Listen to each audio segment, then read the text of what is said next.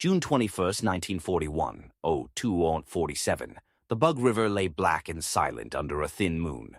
On the western bank, 3,200 German tanks waited in perfect rows, Panzer II light scouts with 20mm autocannons, Panzer III mediums armed with 50 MKB 38 guns, a handful of early Panzer IVs carrying short 75mm barrels for infantry support. Engines idled at 800 RPM to mask the sound. Crews smoked final cigarettes, checked ammunition racks, 48 rounds per Panzer III, 32 high explosive for the IVs, and glanced at watches synchronized to Berlin time. Across the water, Soviet border posts stood unaware. Intelligence summaries from May painted a comforting picture. 23,000 Red Army tanks, yes, but 80% were T-26 and BT models, thin-skinned, gasoline-powered, armed with 45mm pop guns. Perfect targets for blitzkrieg. At 03:15, the sky behind the German lines turned white. 3,000 guns, 105mm howitzers, 150mm heavies, Nebelwerfer rocket launchers opened simultaneously. The concussion rolled eastward like a tidal wave. Within 4 minutes, assault engineers paddled across in rubber boats, cut barbed wire, and marked lanes through minefields with white tape. By OS 3:30, the 1st Panzer IIIs splashed through shallows, water streaming from fenders, mud churning under tracks. Dawn broke crimson over the horizon. The 18th Panzer Division rolled 25 kilometers unopposed. Abandoned T-26s burned beside the road, turrets blown open by point-blank shots. A German lieutenant kicked a Soviet helmet. It rang hollow. A private laughed, like shooting ducks in a pond. Then the earth shook. Not artillery. A deeper, heavier rhythm diesel engines, wide tracks biting soil. Dust clouds rose 2 kilometers north, moving fast against the wind. Motorcycle scouts on BMW R-75s radioed, unidentified heavy tanks, wide tracks, sloped fronts, speed 40+ kph, bearing 185, no markings visible. The lead T-34 burst from pine forest at 6:42. Sunlight glinted off its welded turret, casting sharp shadows across the sloped glacis. The long 76.2 meters F-34 gun, elevated with hydraulic smoothness. A single muzzle, flash orange, brief, deafening. A Panzer III, 400 meters away, erupted turret hurled skyward, secondary explosions ripping the hull, black smoke billowing. 5 more T-34s followed in staggered line, hulls low, turrets traversing. German gunners traversed frantically. 50mm shells struck at 600 meters, bright sparks, no penetration. One round left a silver smear on the glacis and ricocheted into the sky with a shrill whine. A sergeant screamed, "Flank shots only!" But the ground was open wheat, golden and endless, no cover. The T-34s closed to 300 meters, then 200. Their V2 diesel exhaust hung blue in the morning air. Tracks chewed earth where German panzers sank to their belly plates in soft soil. By 07:15, the 18th Panzer lost 18 tanks. Crews bailed out, running through waist-high grain as 76mm shells airburst above them, shrapnel singing. The first radio message reached Corps headquarters. New Soviet tank. Armor defeats 50mm frontally at 800 meters. Speed superior cross-country. Diesel engine. Request urgent guidance. No guidance came, only static. In 1937, Mikhail Koshkin received a simple brief from the Red Army's Armor Directorate. Design a tank to replace the BT series. Requirements: 45mm frontal armor, 76mm main gun, V2 diesel engine, Christie suspension, combat weight under 30 tons. Koshkin delivered the A-20 prototype, in 1939 wheeled or tracked. Stalin demanded full tracks only. The A-34 was born. In March 1940, Koshkin drove 2 pre-production T-34s from Kharkov to Moscow, 2,000 kilometers in winter. One through a track near Tula. Koshkin repaired it with a crowbar in -30 temperatures, hands frostbitten.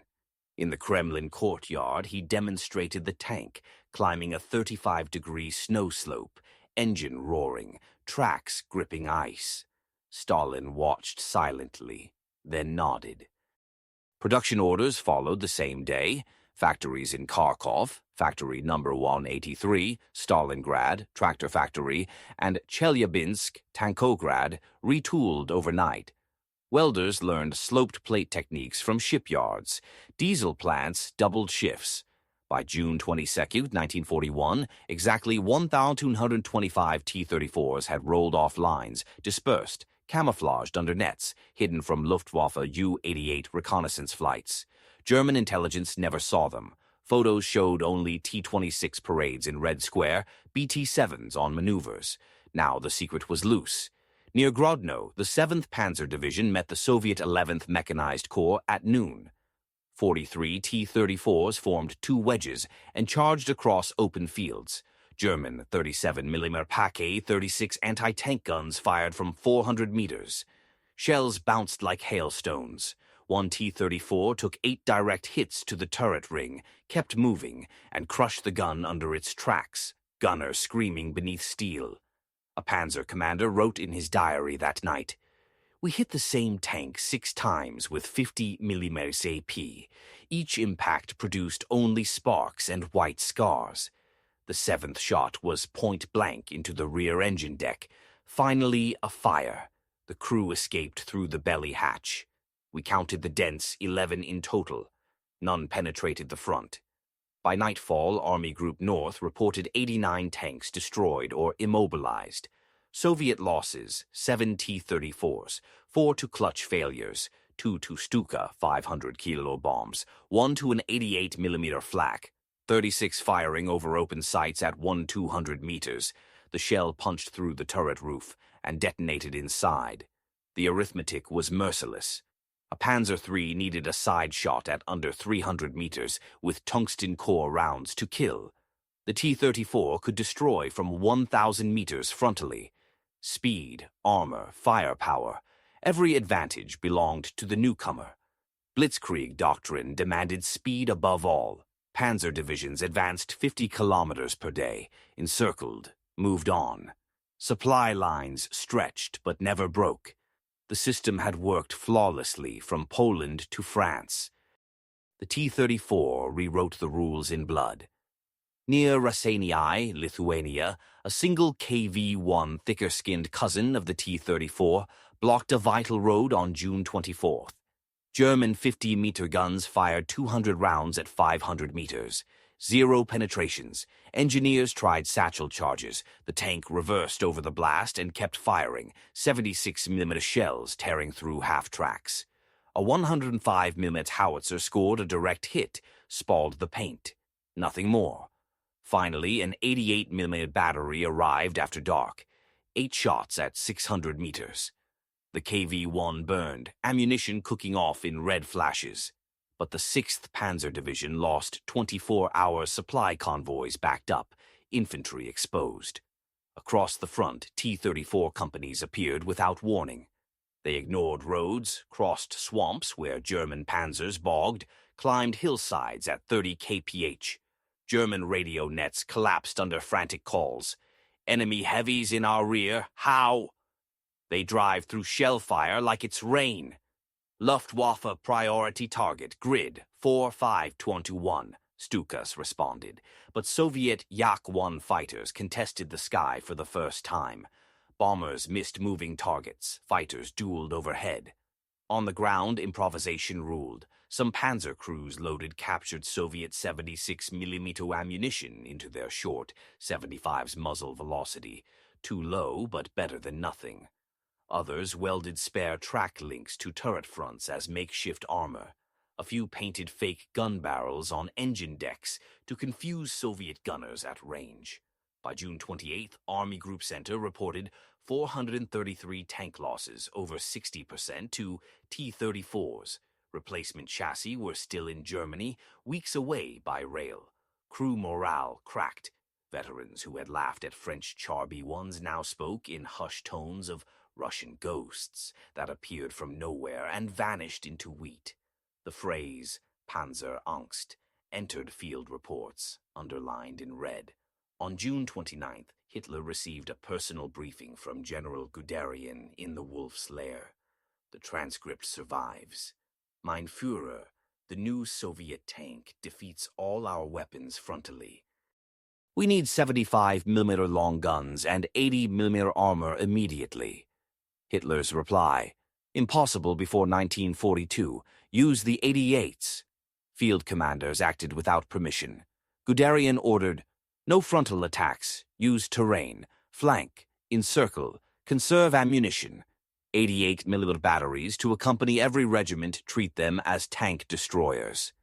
The 88mm flak 36 became the great equalizer. Batteries were stripped from Reich air defense and rushed east by express train. Crews trained to fire at moving targets using telescopic sights, adjusting for range and lead. Accuracy was low 10 rounds per hit, but a hit ended any debate. Infantry received the Panzerfaust hollow charge warhead on a stick. Range, 30 meters. Production began in July at 50,000 units per month. Tactics evolved overnight. Panzer regiments adopted arrowhead formations with motorcycle scouts far ahead. Anti-tank guns moved in pairs, camouflaged in wheat fields. Machine gun nests covered likely approaches with interlocking fire. Near Borisov, on July 2nd, the 17th Panzer Division executed the new doctrine. 50 T-34s attacked at dusk, hulls down in tall grass. German units refused contact, withdrew into forest, and waited. As Soviet tanks advanced, hidden 88s opened from around 400 meters. 15 T-34s burned turrets blown off, fuel tanks rupturing. The rest retreated under smoke, tracks clanking. Losses remained high, but the hemorrhage slowed. Soviet commanders noticed the shift. T-34 crews received strict orders. Do not engage alone. Maintain formation. Conserve machines. Avoid decisive battle until infantry catches up. Both sides learned the same hard truth. The invincible tank could still die to ambush, to terrain, to the right weapon at the right moment. By August, the front stabilized along the Dnieper River. German spearheads reached Smolensk, 300 kilometers from Moscow. Soviet industry evacuated beyond the Urals, entire factories loaded onto trains, rails torn up behind them. T-34 production tripled. Tankograd in Chelyabinsk alone delivered 400 machines per month, workers sleeping under lathes. The psychological scar remained. German soldiers painted kill rings on gun barrels, but T-34 silhouettes earned double credit. A single outline became the measure of an ace. Soviet propaganda embraced the tank. Posters showed T-34s crushing swastikas under wide tracks. Factory girls in Kharkov worked 18-hour shifts, hair tied in red scarves, welding sparks reflecting in their eyes. Songs praised the 34 that stopped the fascists cold. In Berlin, designers presented the Panther prototype, 45 tons, 75mm KWK, 42-gun, sloped glacis at 55 degrees. The debt was obvious, Koshkin's ghost in steel. The T-34 forced evolution. German tanks grew heavier, guns longer, tactics cautious. The era of light, fast blitzkrieg ended in Ukrainian wheat fields under a burning sun. Years later, Field Marshal von Manstein wrote in his memoirs, "We learned more about armored warfare in 3 weeks of June 1941 than in the previous 3 years. The T-34 was a brutal teacher. We never forgot the lesson or the sound of its diesel engine in the dawn. The shock of first contact became legend. Crews on both sides told stories. The T-34 that took 23 hits and kept coming. The Panzer Ace who killed 6 in one afternoon with an 88. The lone KV-1 at Raseiniai that held a division for a day, its crew never found. Truth blended with myth. The machine grew larger than its steel. In the end, the T-34 did not win the war alone. It changed it. A design ahead of its time, built in secrecy, revealed in fire. It taught the world that armor could be sloped, diesel reliable, and simplicity deadly.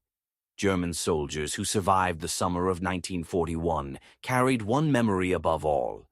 The first time they saw the T-34 roll out of the morning mist, gun raised, tracks churning earth, unstoppable. The shock never truly left them.